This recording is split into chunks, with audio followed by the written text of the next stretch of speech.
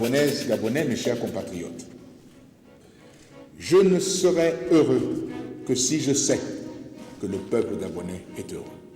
Je ne serai fier de ma politique que si je sais qu'elle apporte à chacun et à tous un mieux-être dans son quotidien.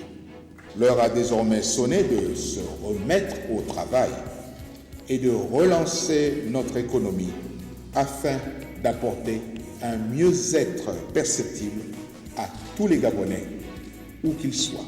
Ensemble, nous allons réussir ce pari pour rendre à notre pays ce qu'il nous a donné, nous donne encore et continuera à nous donner certainement tant que nous progresserons dans l'unité, la paix et la concorde. Nos compatriotes les plus fragilisés et démunis, celles et ceux de moyennes conditions, ont le droit de voir et de bénéficier des fruits de cet effort collectif et des changements de vie qu'ils méritent et espèrent. Mon unique préoccupation est le bien-être des Gabonais et le développement de notre pays. Mon objectif ultime demeure la satisfaction de vos attentes et besoins dans tous les domaines. Et comme je l'ai indiqué à plusieurs reprises déjà, je ne serai pleinement heureux que lorsque nous serons parvenus à faire en sorte que chacun de nos compatriotes tire sa part des fruits de nos efforts communs.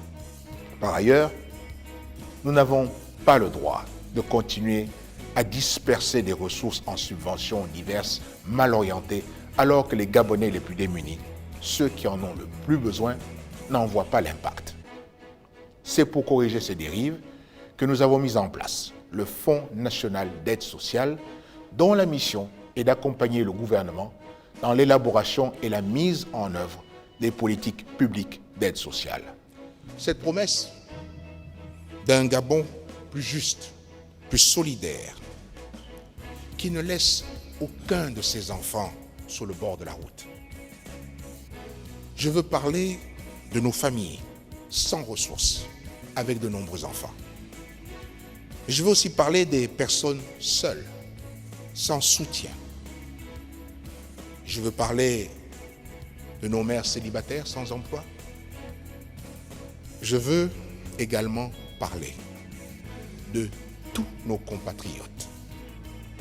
Tous ces compatriotes qui vivent dans des zones insalubres de nos villes, mais qui aspirent, comme chacun d'entre nous, légitimement, à de meilleures conditions de vie. À tous, je veux dire, très simplement, que la pauvreté n'est pas une fatalité.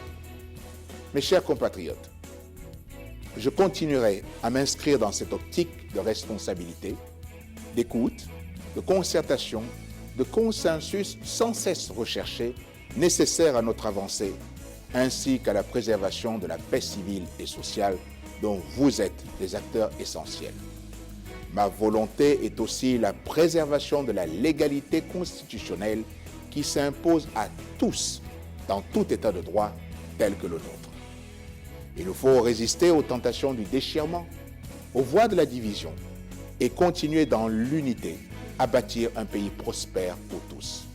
Résolument, il nous faut nous entendre, nous accepter dans nos diversités, nous écouter, nous parler pour tous ensemble ébaucher et mettre en œuvre des solutions nouvelles porteuses d'espoir et prometteurs pour le Gabon et pour chacune et chacun d'entre nous. Ce qui m'importe, moi, c'est ce que les Gabonaises et les Gabonais, eux, vont dire de l'action que nous devons mener. Le gouvernement n'a pas et n'aura pas d'état de grâce. Face à un problème comme la précarité, les uns et les autres ne sont pas prêts à attendre. Il y en a qui ont suffisamment entendu. Le gouvernement n'a pas une minute à perdre et doit tout de suite relever les manches et se mettre au travail. Vous n'en attendez pas moins, je n'entends pas moins, les Gabonais n'entendent pas moins.